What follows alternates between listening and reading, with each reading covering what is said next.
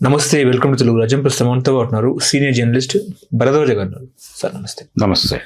AP విషయానికి వస్తే ఏపీలో ముఖ్యంగా ప్రభుత్వము హోంశాఖ సోషల్ మీడియా మీద నజరు పెట్టిన పరిస్థితి. డీజీపీ అయితే సీరియస్ వార్నింగ్ ఇస్తున్నారు. కులాలు, మతాలు, ప్రాంత విద్వేషాలను రెచ్చగొడితే మాత్రం ఏ దేశంలో దాక్కున్నా వెతుకొని మరీ పట్టుకుంటామన్నట్టు కూడా ఆయన మాట్లాడుతున్నారు. ఓవరాల్గా మళ్ళీ సోషల్ మీడియా మీద ఎట్లా చూస్తారు ఈ నజర్ని? మతం పేరుతో రెచ్చగొడుతున్నటువంటి ఒక పార్టీ కేంద్రంలో అధికారంలో ఉంది అనేది వాస్తవం. అంటే రోజు మతం పేరుతోనూ కులం పేరుతోనూ ఈ దేశంలో దాడులు జరుగుతున్న మాట కూడా వాస్తవమే. కులం లేదు, మతం లేదు అని బయటకు మాట్లాడతారు కానీ కుల ప్రాతిపదికన, మత ప్రాతిపదికనే రాజకీయాలు నడుస్తున్నాయి అనేది వాస్తవం. భారతదేశం కుల సమాజం, అలాగే మత సమాజం కూడా.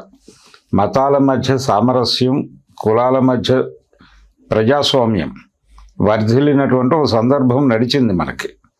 కానీ ఇలా ఉంటే కుదరదు అని చెప్పి ఒక మెజారిటీ మతం తాలూకా ఓట్ బ్యాంకును తన ఓట్ బ్యాంకుగా మార్చుకుని ఆ ఓట్ బ్యాంక్ ఆధారంగానే అధికారంలోకి వచ్చినటువంటి భారతీయ జనతా పార్టీ కేంద్రంలో అధికారం చెలాయిస్తోంది. అలాగే ఏపీలో ఉన్నటువంటి కూటమి ప్రభుత్వంలో భాగస్వామిగా ఉంది.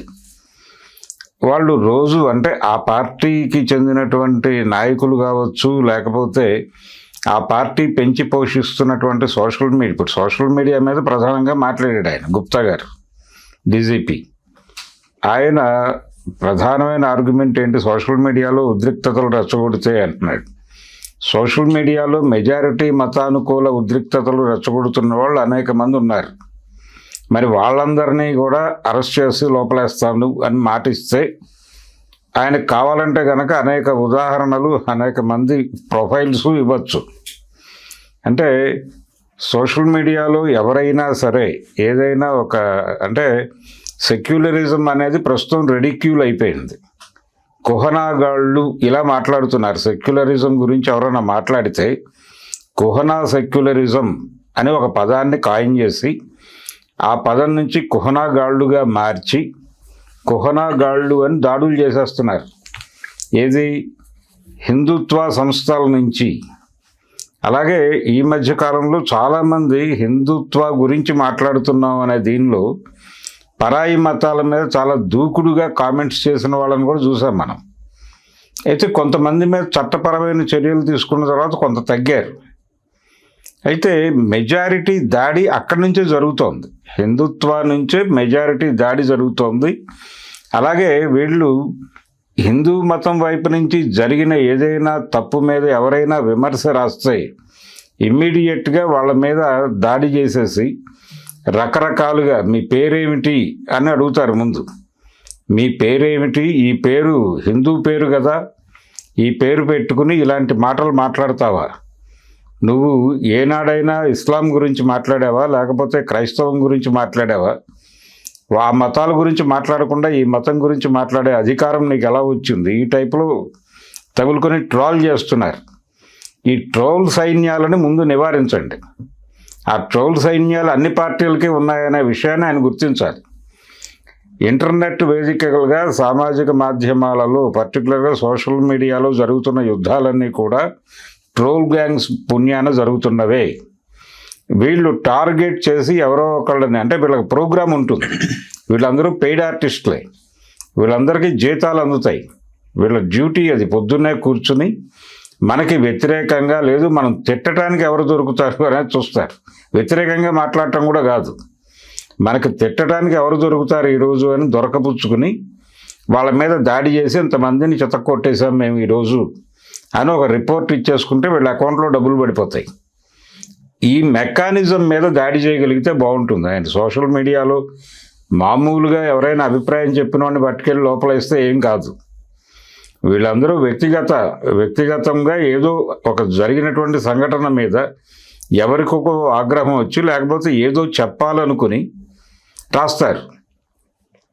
ఆ రాసిన వాళ్ళని అరెస్ట్ చేసేసి మేము దేశంలో మత సామరస్యాన్ని కాపాడుతున్నాం అని మాట్లాడతారు. ఇప్పుడు అగ్రకులాలకు చెందిన వాళ్ళు రిజర్వేషన్లు వలన దేశం నాశనం అయిపోతుంది అని అనేక మంది పోస్టులు పెడుతున్నారు. వాళ్ళ మీద ఎవరన్నా కేసులు పెట్టారా ఇప్పటిదాకా? అది యాంటీ కాన్స్టిట్యూషనల్ కదా. దాని మీద ఎవరు మాట్లాడరు, కేసులు పెట్టరు. పైగా కింది కులాల మీద గ్రాంటెడ్గా తీసుకుని మాట్లాడేస్తూ ఉంటారు.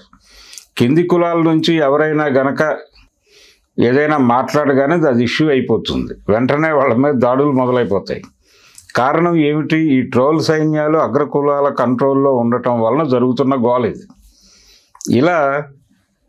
ఇలాంటి స్టేట్మెంట్ల ద్వారా ఆయన ఏం చెప్పదలుచుకున్నాడు? సోషల్ మీడియాని కంట్రోల్ చేస్తోంది, అక్కడ మెజారిటీ మతం కంట్రోల్ చేస్తోంది, అగ్ర కులాలు కంట్రోల్ చేస్తున్నాయి. కుల మత అనే పదాలు ఆయన వాడాడు కాబట్టి ప్రస్తావిస్తున్నాను నేను.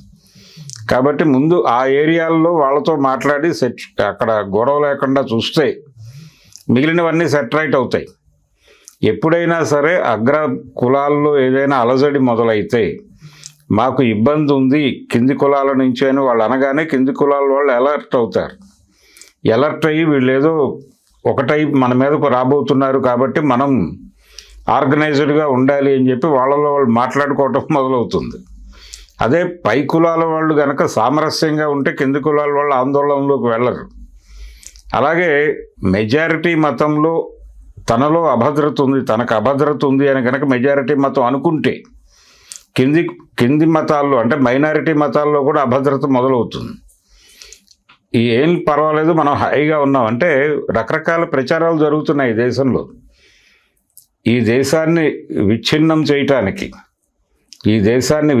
చేయటానికి రకరకాల ప్రయత్నాలు జరుగుతున్నాయి అని చెప్పి ఒక మతాన్ని ఉగ్రవాద మతంగా మాట్లాడేయటం అనేది జరుగుతోంది. పర్టికులర్గా ఇస్లాం మతాన్ని ఉగ్రవాద మతంగా బ్రాండ్ చేస్తారు.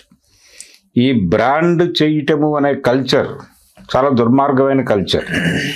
సినిమాలు తీస్తున్నారు, కాశ్మీరీ ఫైల్స్ లాంటి సినిమాలు తీసి వాళ్ళు ఒక మతం మొత్తం ఈ దేశంలో ఉనికిలో ఉన్నటువంటి ఒక మైనారిటీ మతాన్ని టార్గెట్ చేసి తీశారు. మరి అతని మీద చర్యలు తీసుకుంటారు? ఆ డైరెక్టర్ని ప్రొడ్యూసర్ని అరెస్ట్ చేసే ధైర్యం ఉందా వీళ్ళకి? ఇలాంటివి అనేక ఉన్నాయి. కాబట్టి ఇవన్నీ స్టేట్మెంట్లు ఏమీ జరగవు. ఇవి ఊరికనే అప్పుడప్పుడు ఈ దేశంలో ప్రజాస్వామ్యం ఉంది అని చెప్పుకోవటానికి. అలాగే కొంతమంది వ్యక్తుల్ని టార్గెట్ చేసి ఎవరిని భయపెడతారు వీళ్ళు? ఈ అరెస్టుల ద్వారా నిరసన తెలియజేసే వాళ్ళని, దాడి చేస్తున్న వాళ్ళని వీళ్ళు ఏం చేయరు. దాడులు జరుపుతున్నటువంటి అగ్రకులాల వాళ్ళని కానీ, దాడులు జరుపుతున్నటువంటి మెజారిటీ మతం వాళ్ళని కానీ వీళ్ళు కట్టడి చెయ్యలేరు అనేది వాస్తవం. వాళ్ళ దాడులని ప్రతిఘటిస్తూ నోరు తెరిచినటువంటి కింది కులాల వాళ్ళని అలాగే మైనారిటీ మతాల వాళ్ళని మాత్రం గట్టిగా నోరు మూయిస్తారు. వాళ్ళ నోరు మూయించడం కోసం ఈరోజు ఏపీ డీజీపీ గారు ఈ కులము మతము పేరుతో ఎవరైనా రెచ్చగొట్టే ప్రయత్నం చేస్తే వాళ్ళని లోపలేస్తామని చెప్పాడు.